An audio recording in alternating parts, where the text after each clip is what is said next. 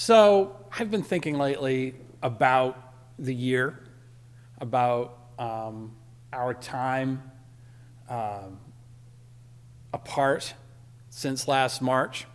I know many of you know this. Those of you who saw last week's service with the, with little bits of the March 22nd, 2020 service, and new bits, get that. It's an interesting time to mark. But one of the things that is worth thinking about is how much we have changed. And I don't mean as a society, right? Usually that's what we talk about in our church. We, the people, have changed in this way, and we've addressed a lot of that over the period of the pandemic.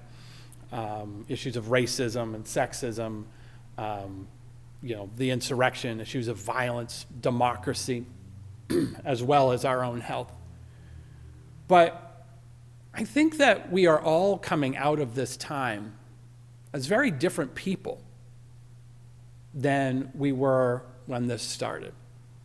Some of us slightly different, maybe very is an exaggeration for some of you, but many of us, I think, are coming out as very different people who have learned a lot about who we are, and how we interact with the world, and how we would like to interact with the world in the future.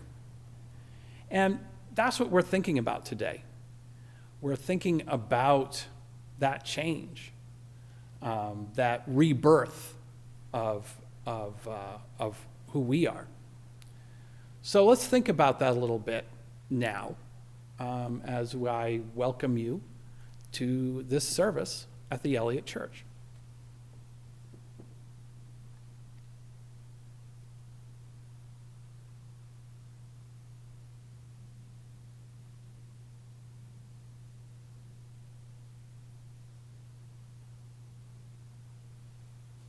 Blessed be.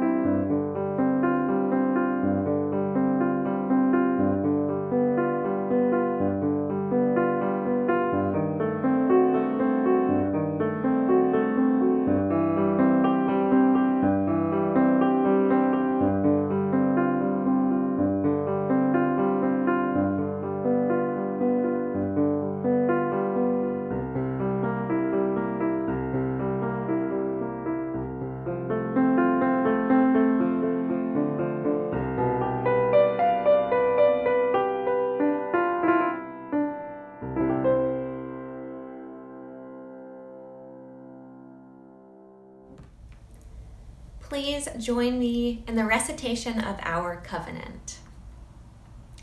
In the love of truth and in the spirit of Jesus, we unite for the worship of God and the service of all.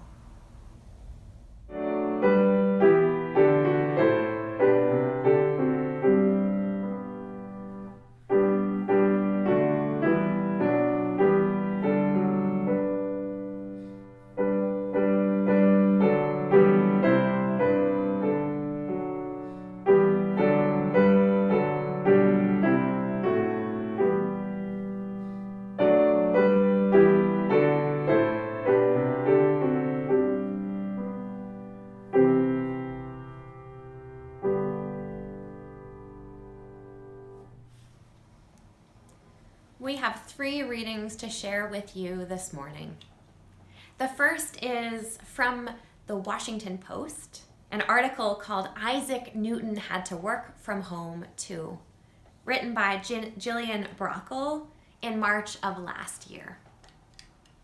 Isaac Newton was in his early 20s when the Great Plague of London hit.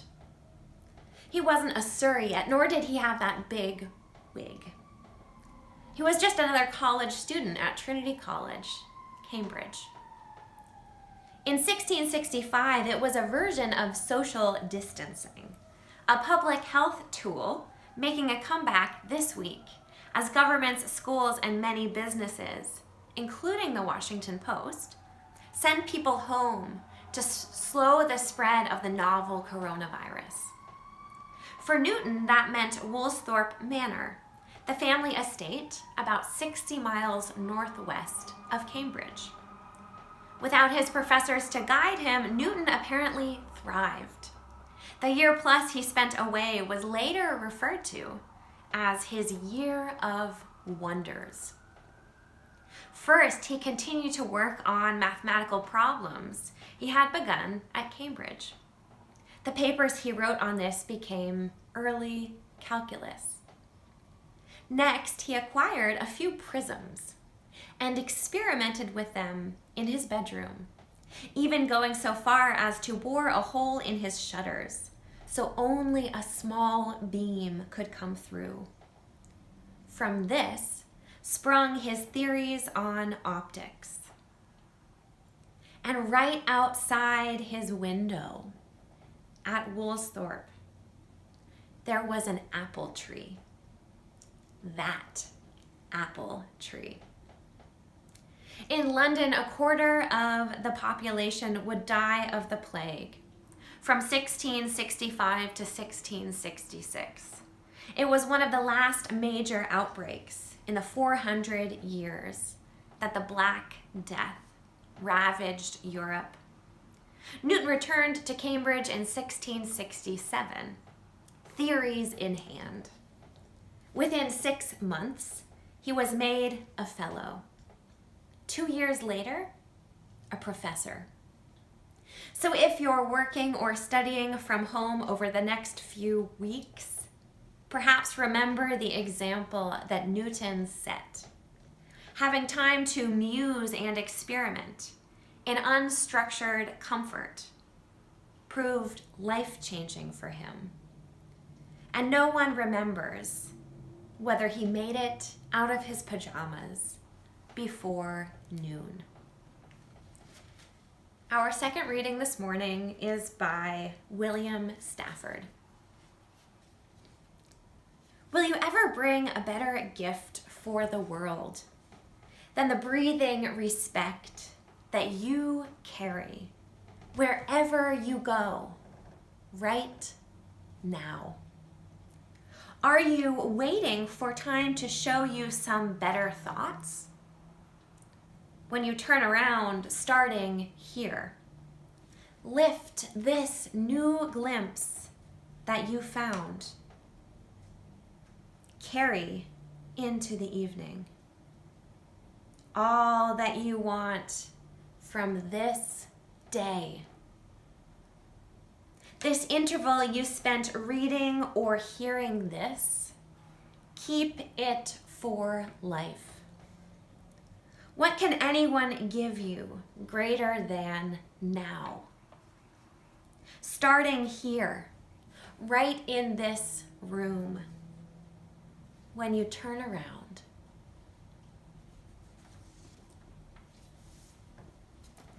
And our third reading comes from the prophet Isaiah in the Jewish scriptures.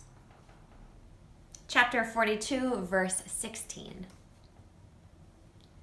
Those who cannot see, I will lead by a route they don't know, and guide them by unfamiliar paths.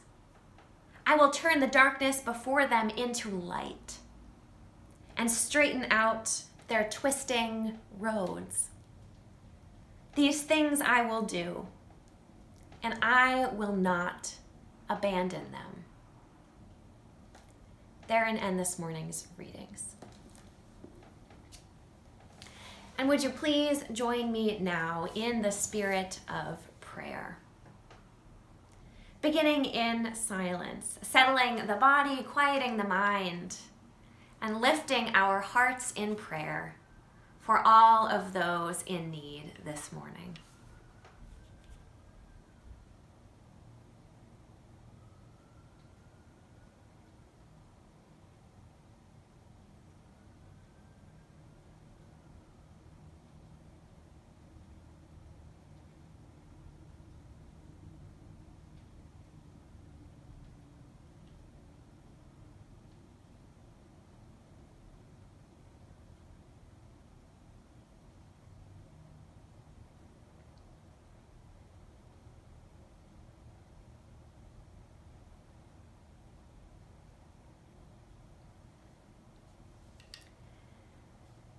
Gracious and loving God, we come to you this morning grateful, knowing that we all carry sorrows and griefs, and that we all carry joys as well.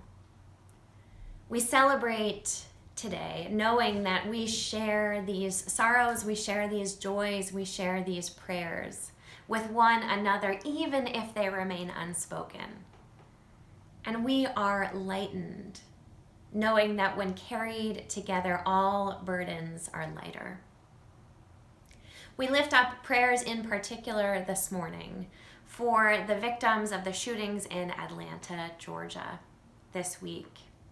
We lift up our prayers for justice in response to anti-Asian racism. Justice, O God, may you bring it here. And we lift up our prayers as well for the Natick Community Organic Farm. Their barn burned down this week. A beacon of hope and connection and community in this town for so many people. Our hearts are broken. And that place, that sacred place, lives on in the memories of so many. We hold these prayers and all of those prayers that remain unspoken. And today we lift up our hearts to in thanksgiving. Blessed be, and amen. And now would you please join me in the prayer that Jesus taught. Our Father, who art in heaven, hallowed be thy name. Thy kingdom come, thy will be done on earth as it is in heaven. Give us this day our daily bread, and forgive us our trespasses, as we forgive those who trespass against us. And lead us not into temptation, but deliver us from evil. For thine is the kingdom, and the power, and the glory forever and ever. Amen.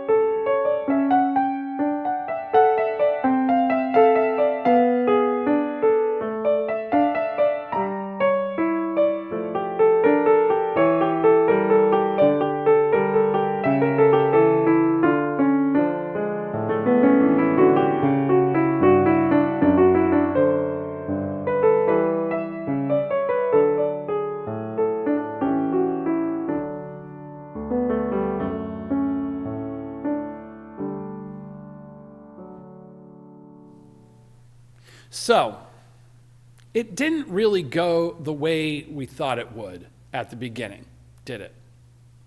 Back a year ago, there was this underlying idea of the stay-at-home order as a period of self-reflection, self-improvement, an extended Sabbath or Lent, where there wouldn't be all that much to do other than learn and reflect. And we thought, if we were in a certain demographic anyway, take that extra time to learn a language or learn how to play an instrument or finally understand Calvinism. Okay, that last one might be only my demographic, but you get the idea. That was the atmosphere of last March that brought forth stories like the one about Isaac Newton that we heard this morning, a young aristocrat studying at Cambridge and forced to spend a year at the family estate because of the plague, where he spent his time doing things like inventing calculus and discovering gravity. In London, a quarter of the population would die of the plague from 1665 to 1666. That's what the article tells us. It was one of the last major outbreaks, it says, in the 400 years that the Black Death ravaged Europe. Newton returned to Cambridge in 1667, theories in hand. Within 6 months, he was made a fellow. 2 years later, a professor. Now, a year ago, that story from the Washington Post was handed around on the internet, and we were all encouraged to emulate this great scientist. Maybe we wouldn't achieve that level of greatness, but perhaps at least we could write the great American novel or something like that. So if you're working or studying from home over the next few weeks, the article concludes, perhaps remember the example Newton set.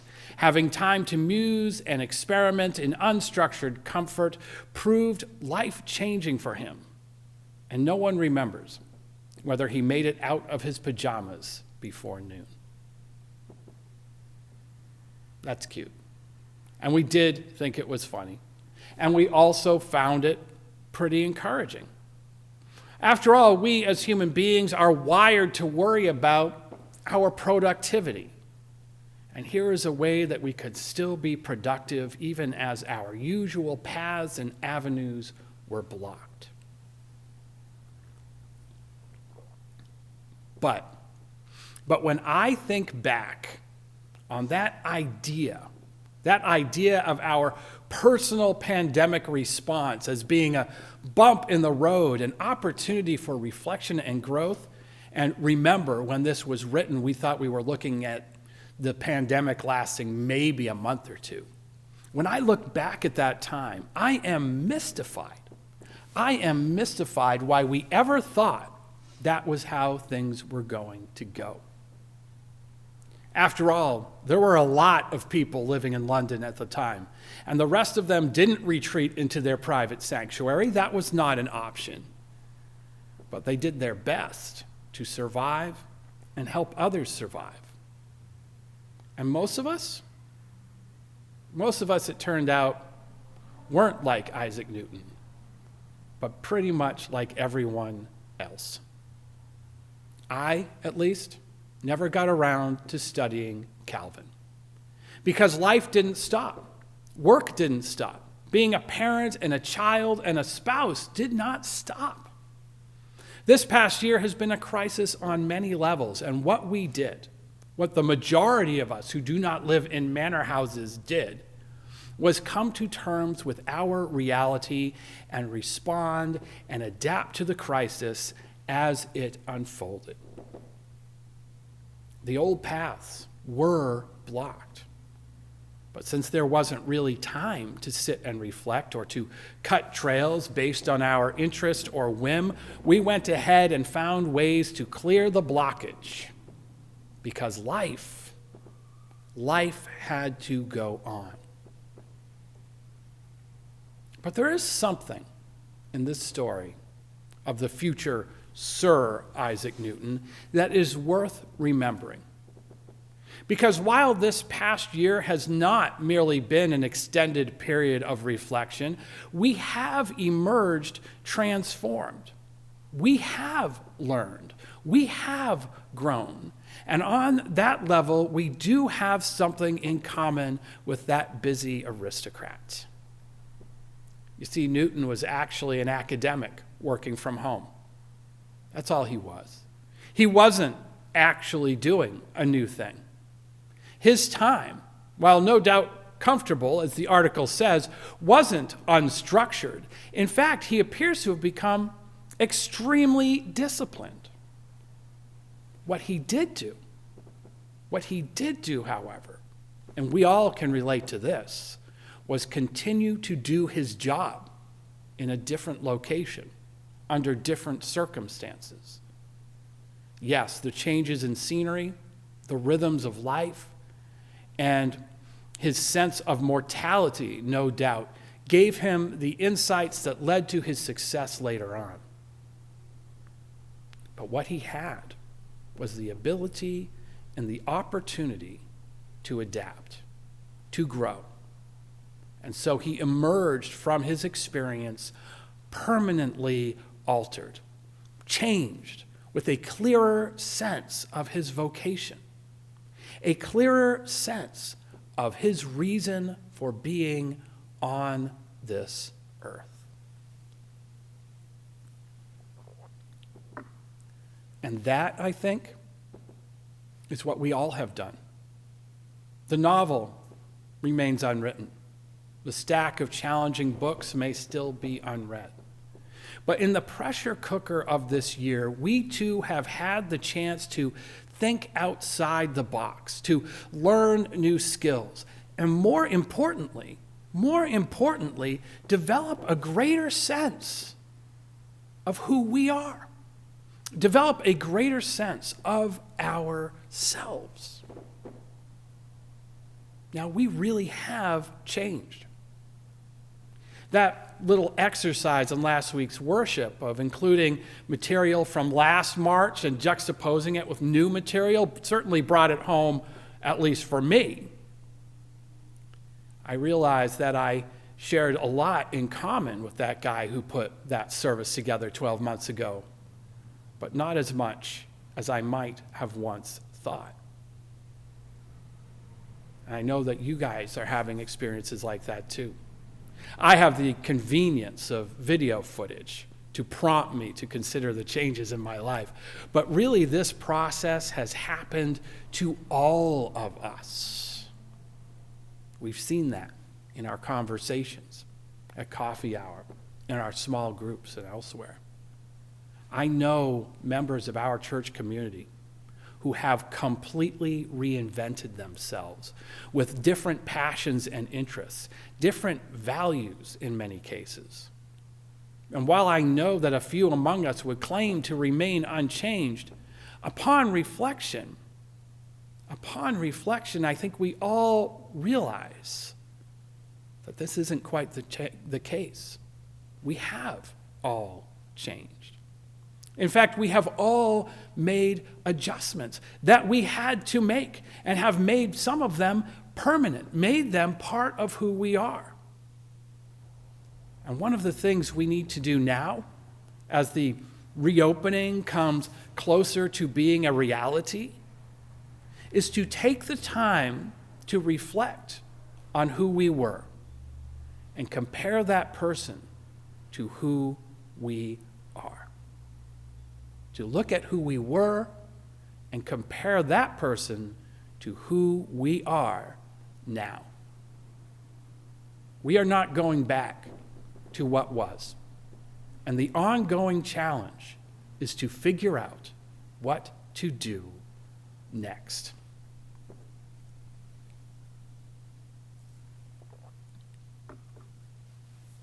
What do we do with this person, this new person that we are becoming?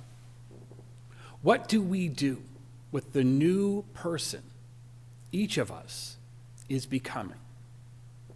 Frankly, it is a process that goes on at other times, too. And the crisis has only accelerated it, made us notice things in a new way, and in some cases, forced us to make those life-changing decisions. Now, asking this question of becoming, this idea of becoming a new person, is itself a spiritual discipline, the one that we use for actual Lent. And it requires an attitude, a posture of faith that may not attach itself to any particular tradition or theology, but that is still quite real. It requires us to trust someone or something greater than ourselves so that we can let go of what we have known and move into the unknown. So we can let go of what we have known and move into the unknown, seeing greater hope in the midst of great risk. In the book of Isaiah, in chapter 42, we encounter a promise. Those who cannot see, it says, those who cannot see, I will lead by a route they do not know and guide them on unfamiliar paths. I will turn the darkness before them into light and strengthen out their twisting roads. These things I will do, and I will not abandon them. These things I will do, and I will not abandon them.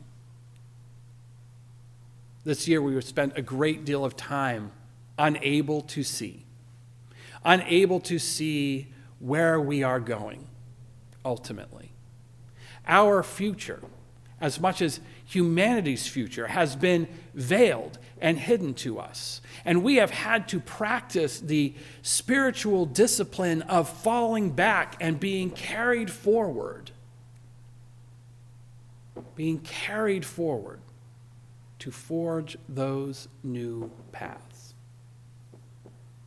The poet William Stafford asks, will you ever bring a better gift for the world than the breathing respect that you carry wherever you go right now? Will you ever bring a better gift for the world than the breathing respect that you carry wherever you go right now? To answer this question in the affirmative is to unburden ourselves. To unburden ourselves of our doubts and our cynicism and our fear. And instead to live in the wonder of this hard time.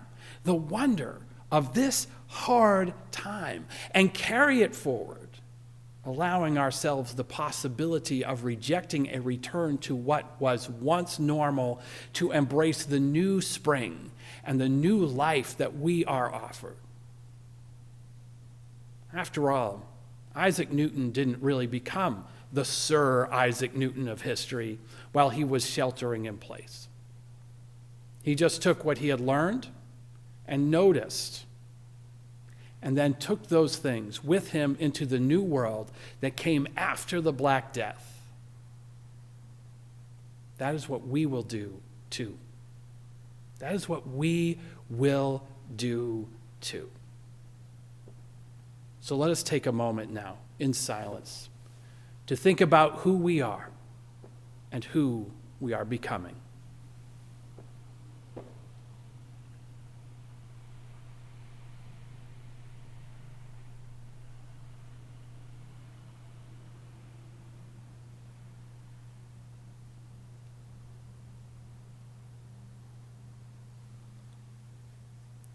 Blessed be.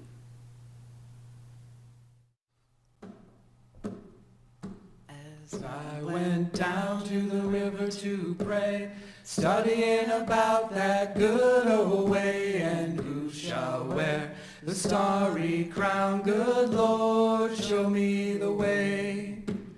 Oh, sisters, let's go down, come on down. Oh, sisters, let's go down to the river to pray. As I went down to the river to pray, studying about that good old way, and who shall wear the starry crown? Good Lord, show me the way. Okay, brothers. Oh, brothers, let's go down, come on down. Oh, brothers, let's go down, down to the river to pray. As I went down to the river to pray, studying about that good old way, and who shall wear the starry crown? Good Lord, show me the way. Fathers. Oh, fathers, let's go down, come on down. Oh, fathers, let's go down, down to the river to pray. As I went down to the river to pray, studying about that good old way, and who shall wear the starry crown? Good Lord, show me the way. The mothers. Oh, mothers, let's go down, come on, go down. Oh, mothers, let's go down, down to the river to pray. As I went down to the river to pray, studying about that good old way, and who shall wear the starry crown? Oh, Lord, show me the way. Sinners. Oh, sinners, let's go down, come on down. Oh, sinners, let's go down, down to the river to pray. As I went down to the river to pray, studying about that good old way, and who shall wear the starry crown? Good Lord, show me the way.